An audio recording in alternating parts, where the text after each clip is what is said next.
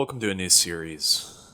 As of late, I have been incredibly interested in what I'm calling career-ending masterpieces. These are films that a somewhat established director or popular figure went out of their way to make. It's a real passion project to do something with a real vision. And it ended, unsurprisingly, as a critical, commercial, or spiritual flop, essentially ending the role these directors had going. Now, the most obvious place to start with something like this is with Michael Cimino, and the biggest example of what I'm talking about. But that's not where I want to start. Today, I'm actually going to talk about Alex Cox and his career-ending masterpiece, Walker. And what exactly are your aims? The ends justify the means. What are the ends? I can't remember. Shoot them! Shoot the prisoners!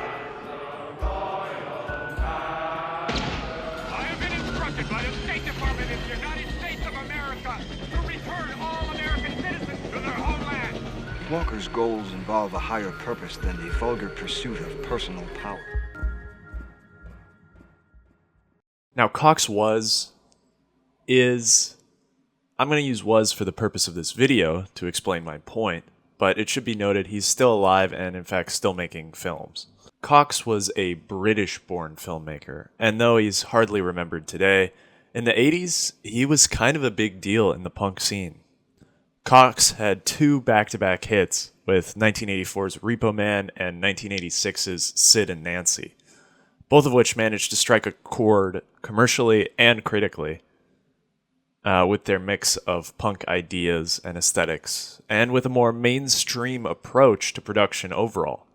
That is, these films appealed to a wider audience than just the punk demographic they were originally set out to be for. Now, things started to go south for Cox with his transition into the Western genre. This started with growing political themes in his work as well, originally in 1987's Straight to Hell. But it would ultimately culminate in that same year's, 87's, Walker, which would seal Cox's fate. Now keep in mind, this is the late 80s. Reagan is still president. This is the peak of American neoliberalism, and the punk movement has essentially all but died out.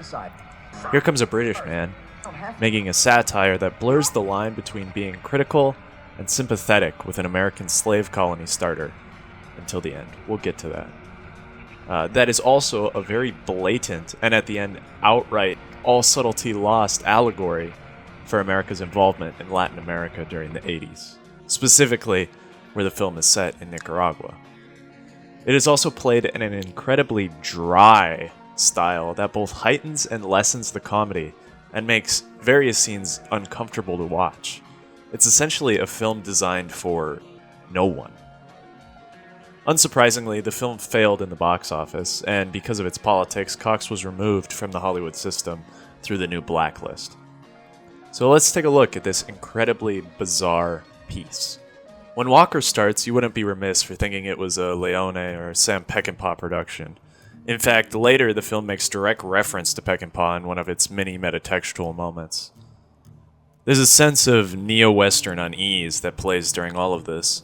And though the narration and titles assure us this is a true story, it's hard not to feel the level of artifice already at play. This level of artifice will quickly peel away as the film goes on, until it fully breaks down into true Mel Brooks Monty Python fashion with the reality presented, and drowns us in anachronisms, upon which, on my first watch, I didn't notice this until about halfway with the introduction of the Time magazines. See, that's the strangest and strongest part about Walker. It is surprisingly subtle, or at least its first half is.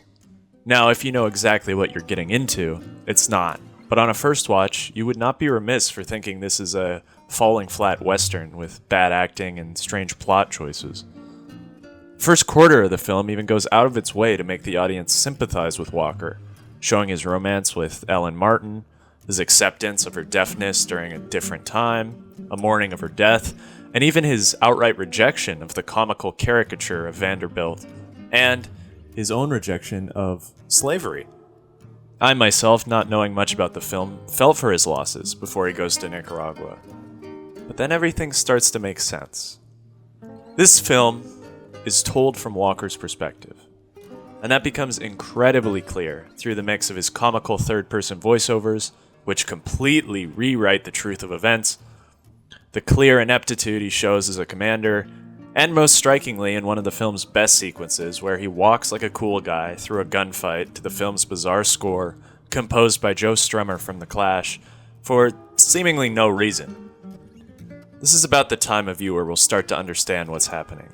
This is a takedown of American imperialism while standing in the footing of the imperialists. It's genius. All the more interesting, Cox demanded the film be shot in Nicaragua and helped to seriously boost their economy during a time where the modern US was doing everything in its power to crush the nation. Seriously, look into these operations funding the Contras and increasing drug activity in the region. It's basically just a subtler version of Walker's own story. Now, looking at the political landscape, it's probably no surprise that the messaging of the film, which gets less and less subtle with the runtime, poured salt in the wound. The subtlety quickly fades away entirely, and with it, any sympathy. Walker is constantly portrayed as incompetent, power-hungry, devoid of principles, and constantly changing his mind. One of his most loyal followers, a black man named Hornsby, even turns on Walker in the end after he decides that all his hatred for slavery was actually wrong because he needs to bolster the economy of his new totalitarian state. And why does he need to do this? Well, because he has been convinced by more conniving businessmen to turn his back on his original patron Vanderbilt and take full control of Nicaragua. Something he only did because Vanderbilt essentially goaded him into it as a corporate stooge at the start of the film. So why does Walker matter? It's been almost 40 years since its release and 164 since Walker's own death, historically. What could we possibly learn from all of this? And why does this movie, which banished its director to Hollywood prison, still stand up as some of his, if not his best work? The answer is simple. The realities of Walker haven't stopped. Through Nicaragua in the 80s, Iraq in the 90s, Afghanistan in the 2000s, Haiti, Iran, Vietnam, Korea, etc., and countless others, the truth of Walker is still here. We're still letting Cornelius Vanderbilt send out William Walkers to wreck nations for the interest of American corporations. It may be more subtle now, look at the upcoming ban of TikTok, but it's still happening. And that's what Cox and screenwriter Ruli Wurlitzer tried to tell us back in 1987. A message which would ensure they'd never make another masterpiece again. I hope you enjoyed this video, and I sincerely hope you go watch Walker on your own now and form an opinion on it. It's such a strange, lost film. Tell me if you like it, write a review, share your thoughts. I plan to continue looking at these kind of films, and up next is Cimino's Heaven's Gate. Definitely stay tuned for that. And remember, you can kill the artist, but you can't kill the art. Have a great day.